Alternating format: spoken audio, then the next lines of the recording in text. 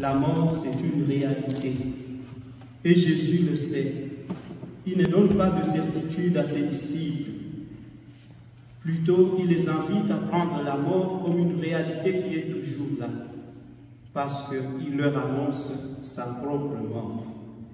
La mort, c'est un passage obligé pour chacun et chacune d'entre nous. Notre destinée, on pourrait dire, c'est la mort.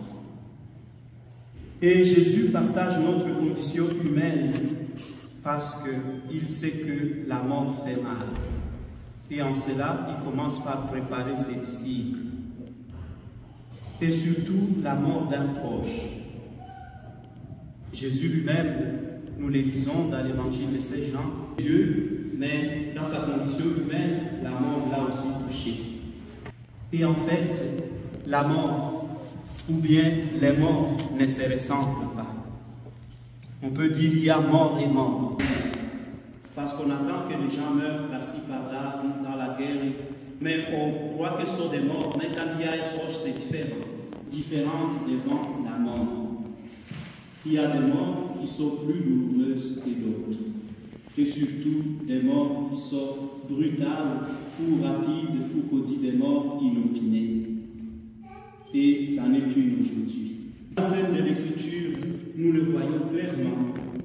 Jésus fait savoir à ses amis les plus proches qu'il n'a que quelques heures à vivre et nous voyons la douleur des disciples. Nous voulons nous aussi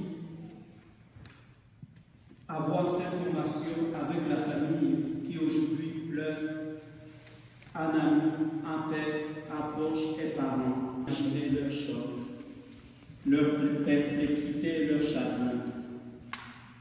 Et c'est pourquoi nous avons choisi aujourd'hui physique qui ne sera plus là parce qu'il va mourir. C'était la veille de sa mort qu'il a dit dans la parole que nous allons lire aujourd'hui. Il montre que malgré la perte, il y a une vie après la mort. Et c'est pourquoi il leur dit, quand je serai parti, je reviendrai vous prendre avec moi. Évidemment, c'est une parole de consolation et c'est dans la foi que nous devons accueillir cette parole. Les paroles de Jésus sont ce que nous pleurons un de l'autre.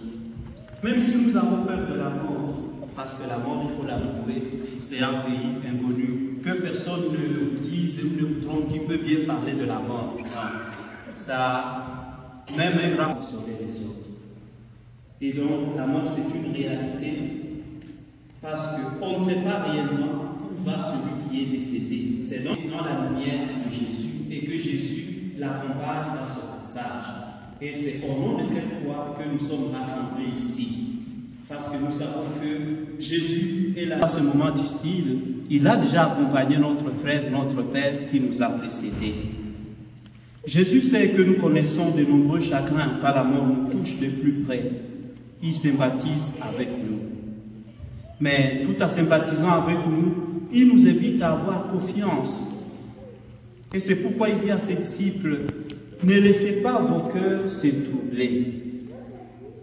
Vous croyez en Dieu, croyez aussi en moi. Donc c'est en fait ça. Oui, il sait que la mort fait mal, mais il dit, il ne faut pas rester dans cet état-là, parce qu'on a la foi, alors il faut aussi croire que cet état est passager. C'est une parole pleine d'encouragement et nous encourage aujourd'hui. Elle encourage particulièrement la famille. Elle encourage Papa Kalungero ici présent qui voit son frère cadet le précéder. Ce qui n'est pas ce qu'on a. On voit d'abord celui qui est plus âgé puis successivement. Et ça c'est vraiment une peine qu'on assume difficilement. Mais Jésus donne une parole d'encouragement.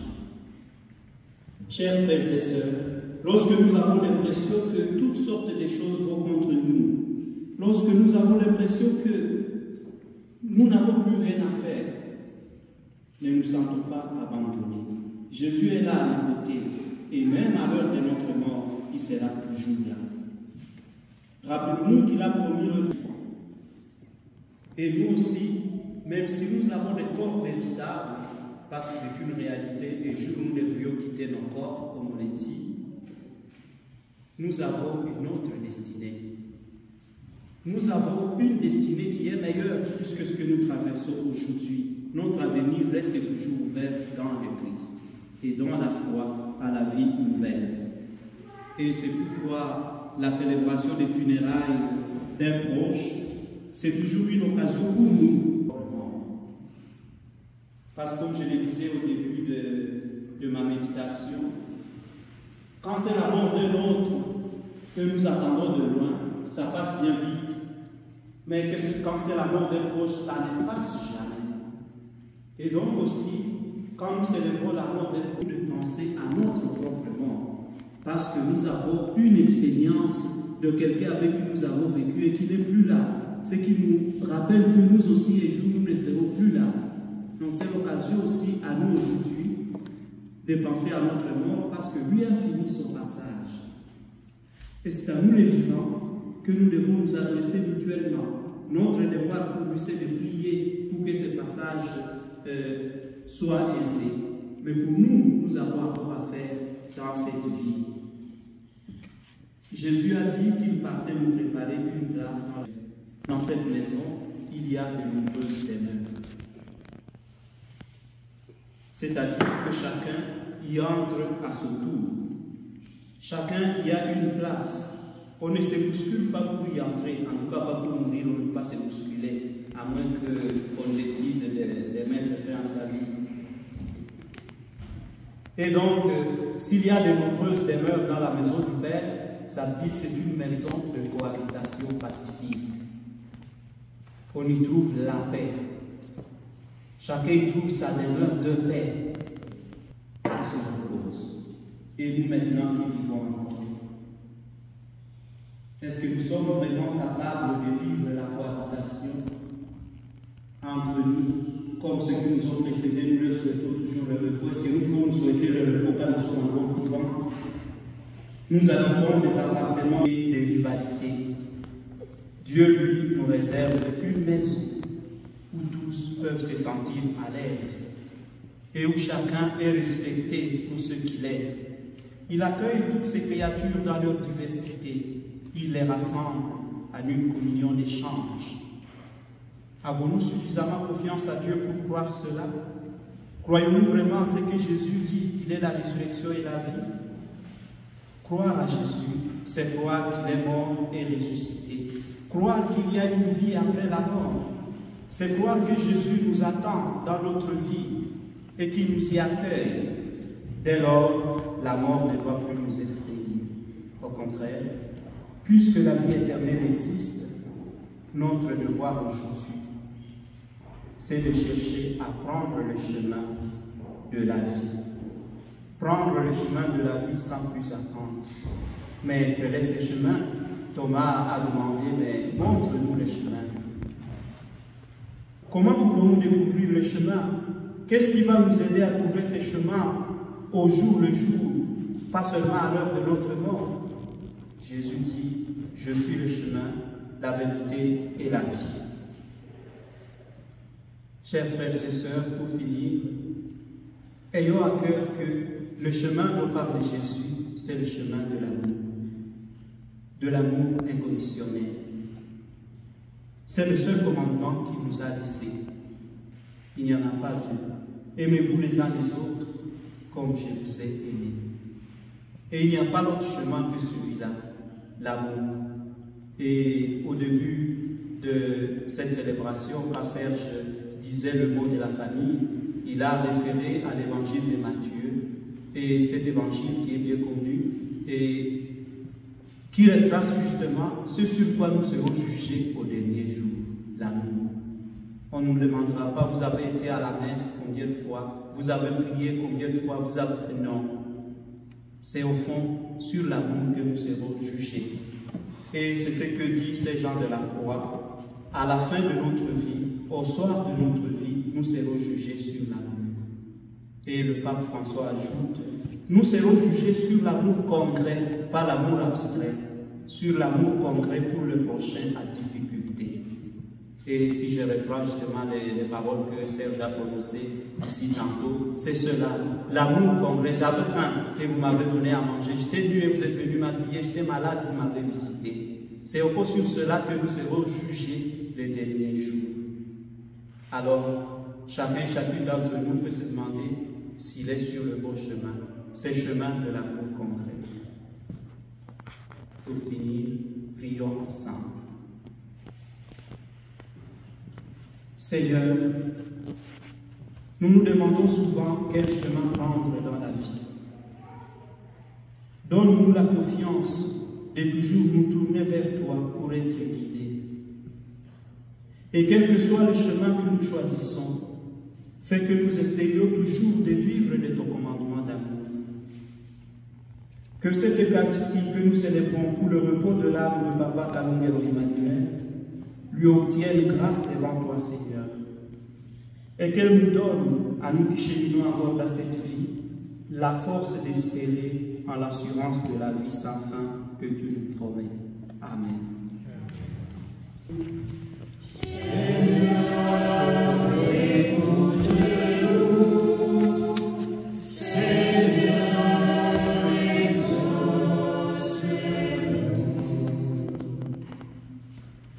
Prions pour notre frère Kalungero Emmanuel, qui nous a été si proche et qui nous a quittés.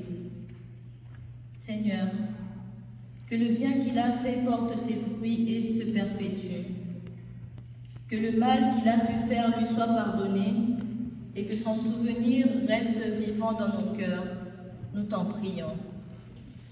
Seigneur, écoute. Prions pour les proches et les amis de notre frère Kalungero Emmanuel.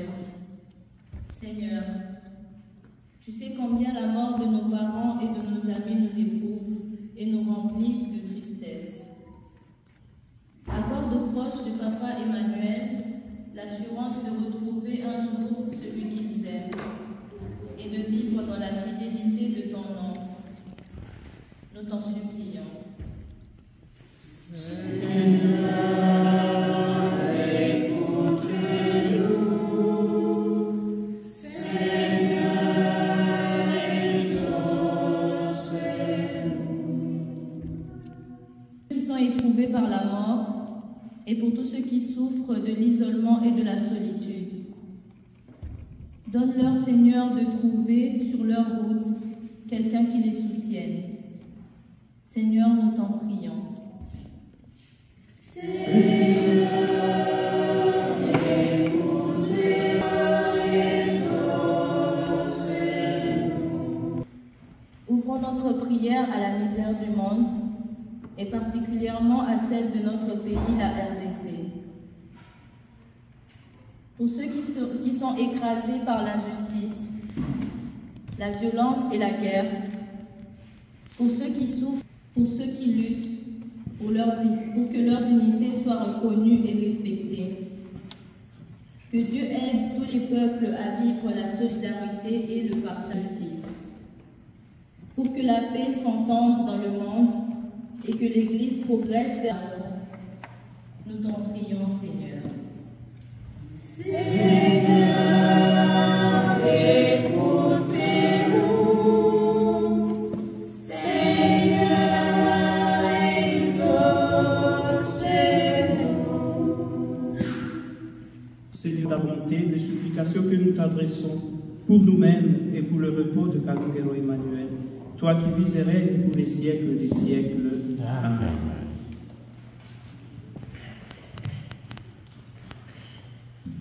Les enfants, tous unis dans un même élan,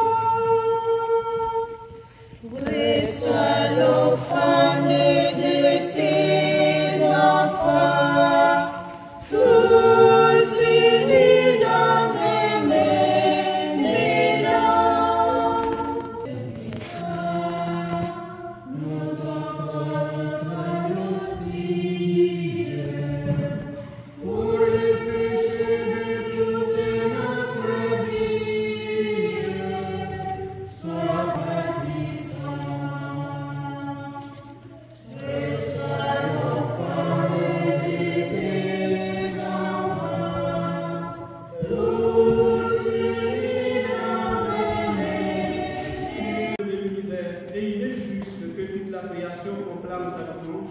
car c'est toi qui donnes la vie, c'est toi qui sanctifies toutes choses, par ton Fils Jésus-Christ notre Seigneur, avec la puissance de l'Esprit Saint.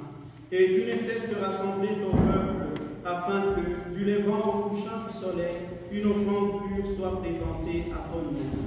C'est pourquoi nous te supplions, Seigneur, de consacrer toi-même les offrandes que nous apportons. Sanctifie-les par ton Esprit, pour qu'elles deviennent le corps et le sang de Jésus, le Christ notre Seigneur, qui nous a dit de célébrer ce mystère. La nuit même où il fut livré, il prit le pain. En te rendant grâce, il dit la bénédiction. Il rompit le pain et le donna à ses disciples en disant: prenez et mangez-en tous, ceci est mon corps livré pour vous. Corps du Christ livré pour vous. Corps du Christ livré pour vous.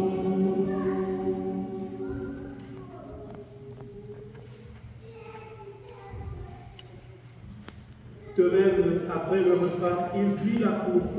En te rendant grâce, il dit la bénédiction et donna la coupe à ses disciples en disant: prenez et buvez-en tous, car ceci est la coupe de mon sang, le sang de l'alliance nouvelle et éternelle, qui sera versé pour vous et pour la multitude en rémission des péchés.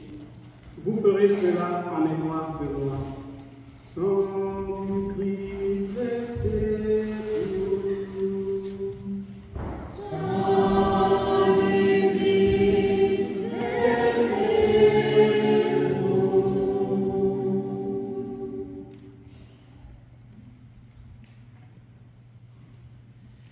Tu es Seigneur, notre résurrection. Alléluia.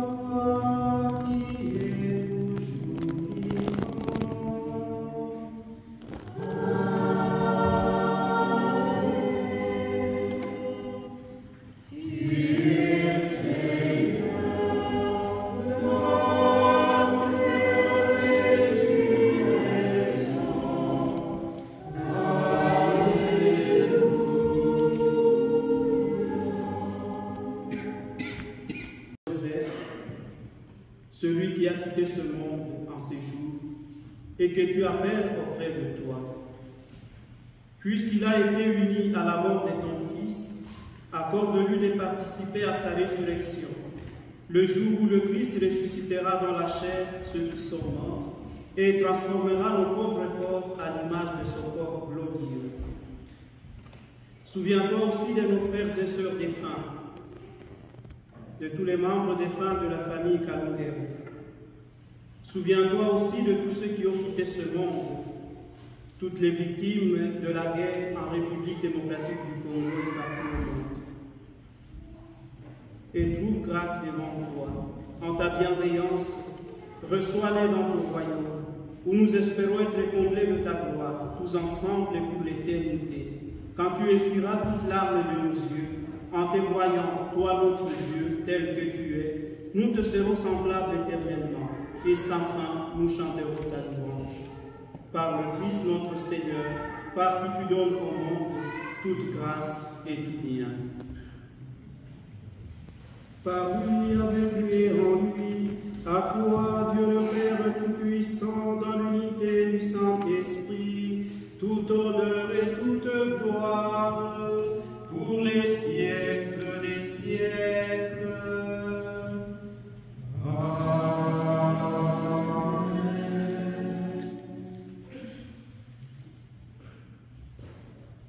Notre Père, qui es aux cieux, soit sanctifié, que ton règne vienne, que ta volonté soit faite sur la terre comme au ciel.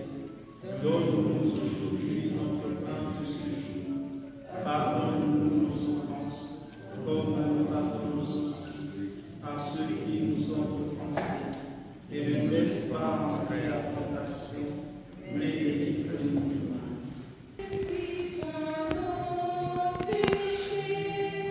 Donnez vie au monde,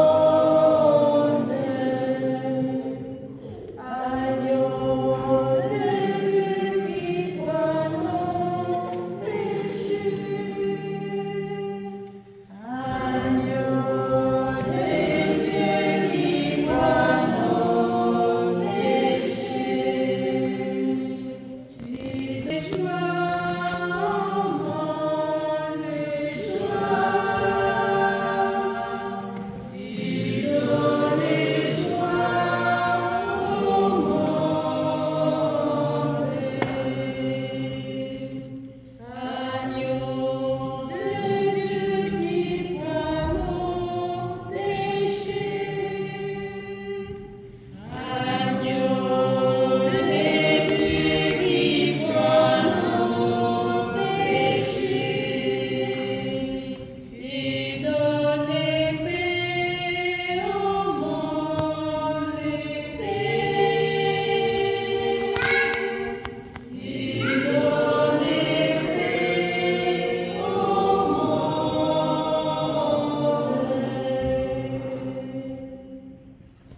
Voici l'agneau de Dieu, voici celui qui enlève les péchés du monde.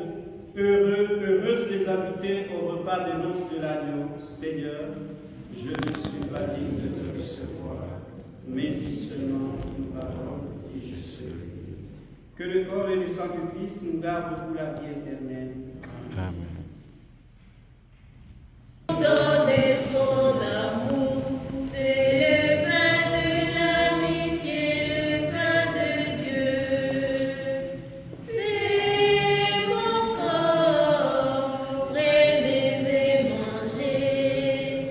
C'est mon sang, prenez et buvez, car je suis la vie et je suis l'amour.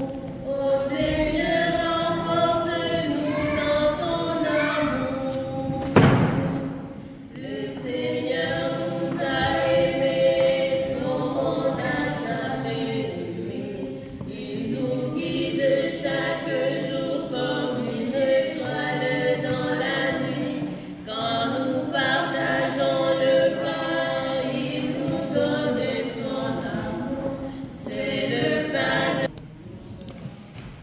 Il faut tout simplement dire un mot de remerciement. Et nos remerciements vont tout d'abord à M. l'abbé de s'être disponibilisé pour nous aider à prier pour l'âme de notre frère défunt. Et nous vous remercions tous parce que vous l'avez bien entendu, le célébrant l'a bien dit, le plus grand commandement que Jésus nous a laissé, c'est celui de l'amour. Et votre présence ici, c'est un signe d'amour. Donc vous êtes en train de faire ce que Jésus veut que nous puissions faire les uns pour les autres. Merci beaucoup pour ce geste d'amour. Et vous savez, nous sommes des Africains, en pareille circonstance, lorsqu'on veut essuyer les larmes, on essuie tout cela autour d'un verre d'eau. Alors nous allons pouvoir peut-être partager un verre d'eau. Et il y a eu un petit changement de dernière minute, c'est à la salle Stone. C'est juste quelques mètres d'ici. Merci beaucoup. Pour réconforter la famille, comme nous l'avons entendu dans l'évangile, c'est au fond cet encouragement. Et Jésus, lui, l'a fait avant sa mort. Et nous pouvons aussi prendre cet exemple de nous encourager souvent avant notre mort. Et de nous aimer, comme on dit, c'est devenu un slogan, et il est vrai, de nous aimer vivants. C'est aussi cela qui est notre marque de foi. Et qu'enfin, quand arrivera notre jour de faire le passage, que nous nous rassemblions encore pour ceux qui seront encore vivants, comme l'a dit Saint Paul dans la première lecture, pour aussi ceux qui nous ont précédés. Mais que cela commence d'abord quand nous sommes encore bien vivants. Que le Seigneur nous y aide. Donc la salle Stop, c'est juste là au Montmartre. La plupart d'entre nous, on connaît l'endroit, c'est juste ici à côté, dans les complexes qui est là au-dessus. On peut s'élever pour la bénédiction.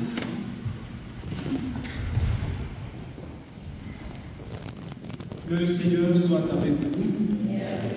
Que Dieu Tout-Puissant vous bénisse, le Père, le Fils et le Saint-Esprit.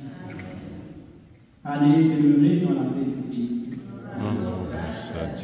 Et ensemble, nous prions pour que l'âme de Papa Emmanuel repose en paix. On peut rester pour ceux qui savent rester.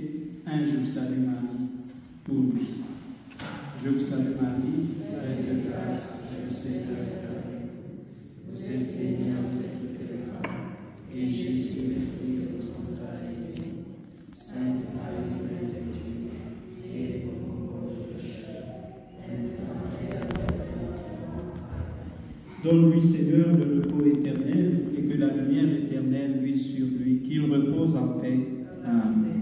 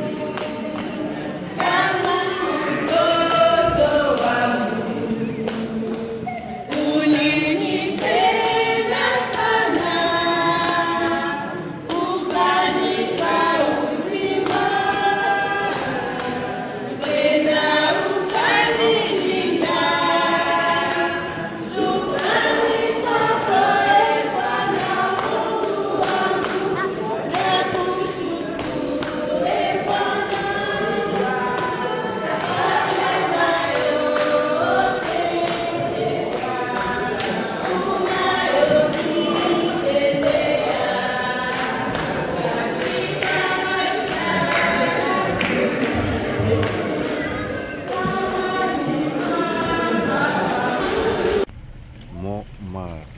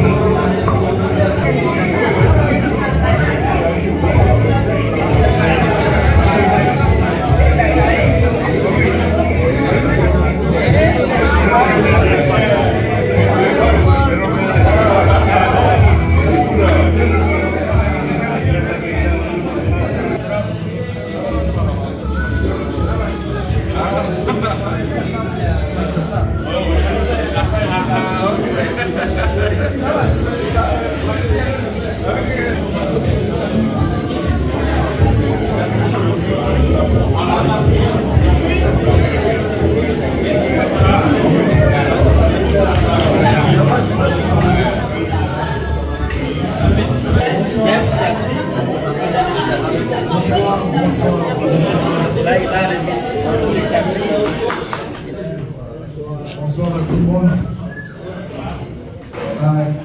Comme vous le savez, nous sommes ici pour pleurer notre papa.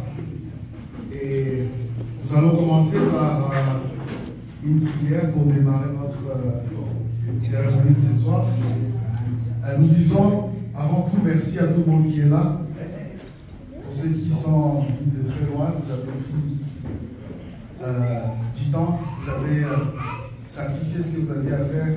Nous disons merci pour votre présence parmi nous. Et nous allons demander au Père Fortuné de prier. Je vais la main, je vais déléguer ta main.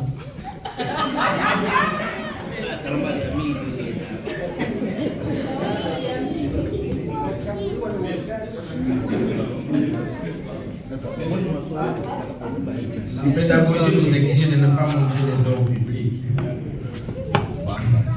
Tafunga macho tuombe. Koi na yata tana yo mwala nero mutima mugirire. Amen. Nyamwaka uluvula tukakusawanira kusima kanire tashabana na hanonge chanda tsuma tuke bukaba bawe tulie kushindaye kutemu.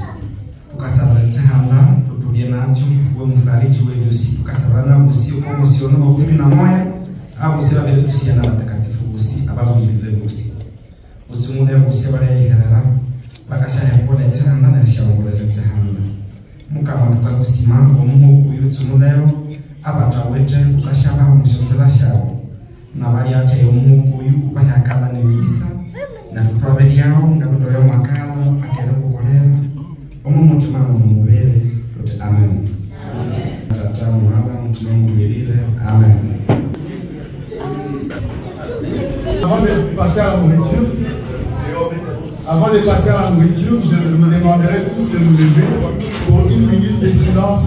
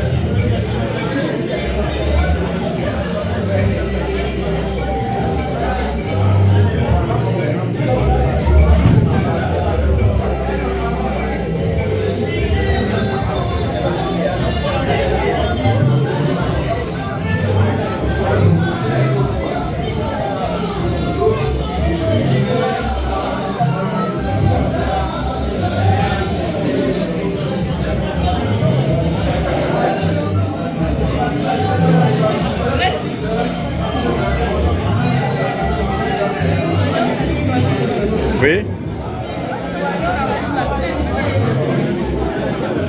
Et du Kamati.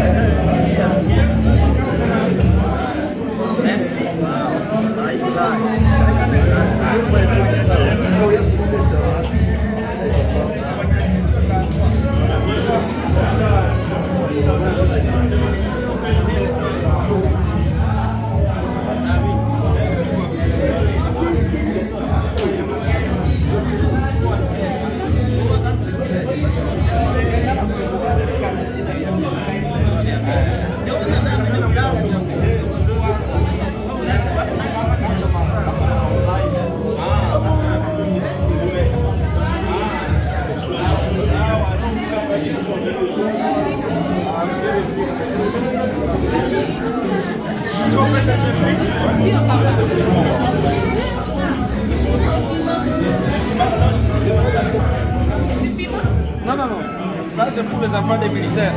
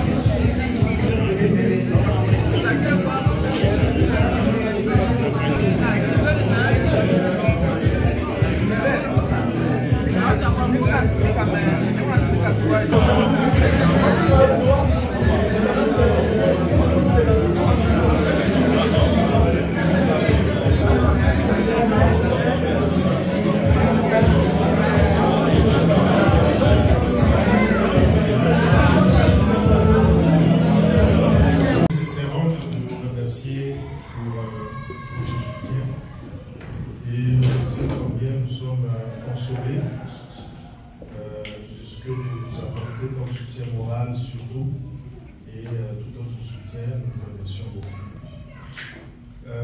Beaucoup d'entre vous n'étaient pas là au début quand je présentais la vie de Papa Emmanuel.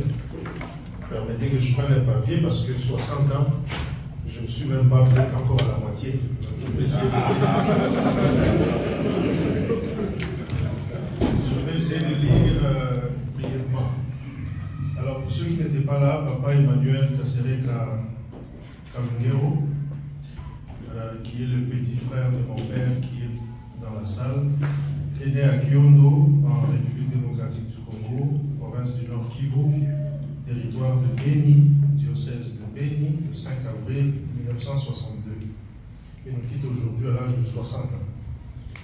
Il est né dans une famille chrétienne catholique. Il fut baptisé à Kiondo le 12 avril 1962. A reçu sa première communion à Lubero le 26 mars 1970.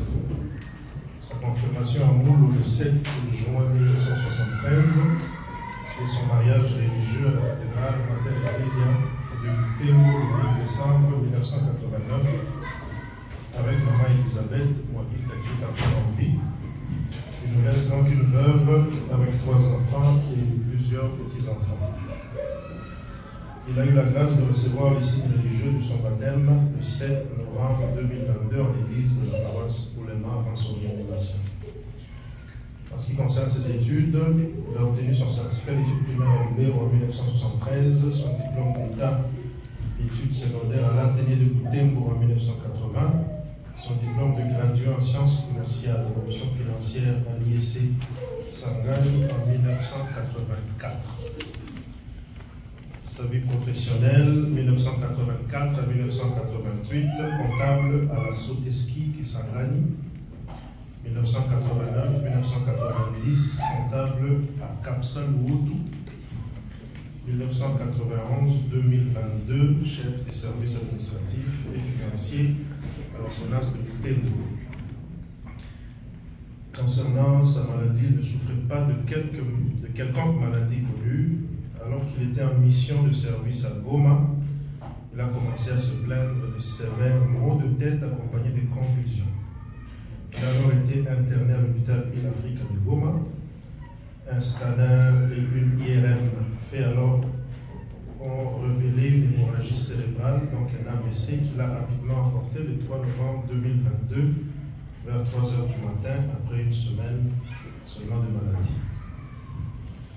Alors c'est ce que nous savons de Papa Emmanuel et je voulais au moins le répéter pour ceux qui n'étaient pas là au début de la célébration eucharistique. On vous remercie encore, je vous souhaite une très belle soirée.